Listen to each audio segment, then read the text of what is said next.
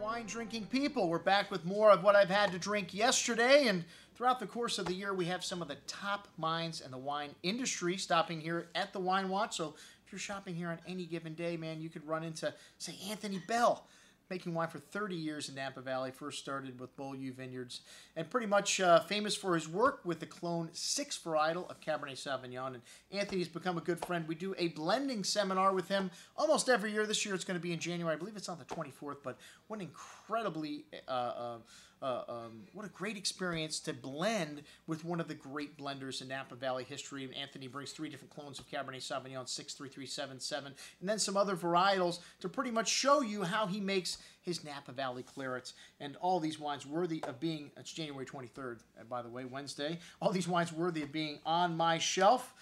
Next year, that'll be our next blending seminar, and an event, really, if you're in town, you don't want to miss this, one of the most fun and educational events that we do all year. All right, we started out with the Sauvignon Blanc from Lake County.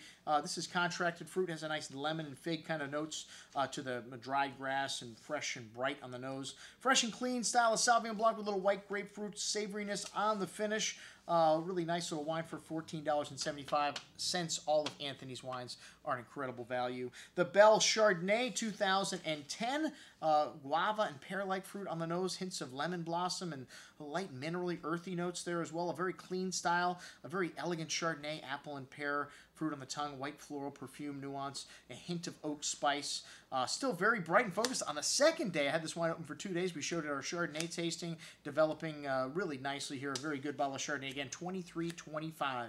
All right, those grapes are from the estate. He does buy quite a bit of fruit, but the Chardonnay is from the estate right there at the winery in Yountville. The Bell Syrah Canterbury Hills from the Sierra Foothills.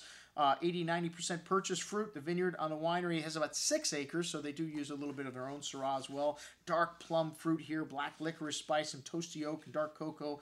Great fruit structure. More restrained California.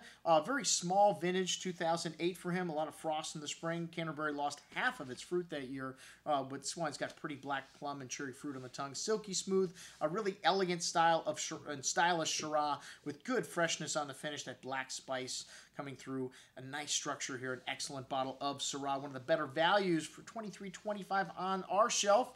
And then the Bell Merlot, 85% of the fruit comes from the Napa appellation, and 98% Merlot, 2% Clone 6 Cabernet, I'm sorry, 98% Merlot and 2% Clone 6 Cabernet Sauvignon, so they had a little Clone 6 to beef that wine up. Good amount of dark plum and currant berry fruit on the nose with notes of fresh earth, light oak spice, nice complex bouquet here.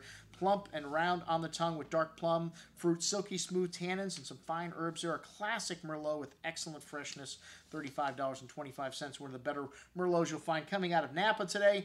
Bell Claret. This wine's always over 75% Cabernet Sauvignon, so they could call it Cabernet Sauvignon, but a little different stylistically than their Napa Cab. It's 85% Cab with 11% Merlot, 6 Syrah, 2% Cabernet Franc, and just a pinch 1% of Malbec.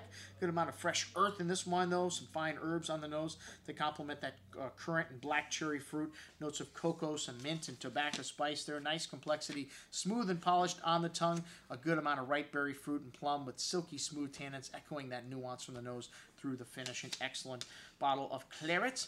Then the Cabernet Sauvignon Napa. This is a blend of 78 Cabernet Sauvignon. Get this, 29% Clone 6, 32% 337, 37% 4, and 2% 7.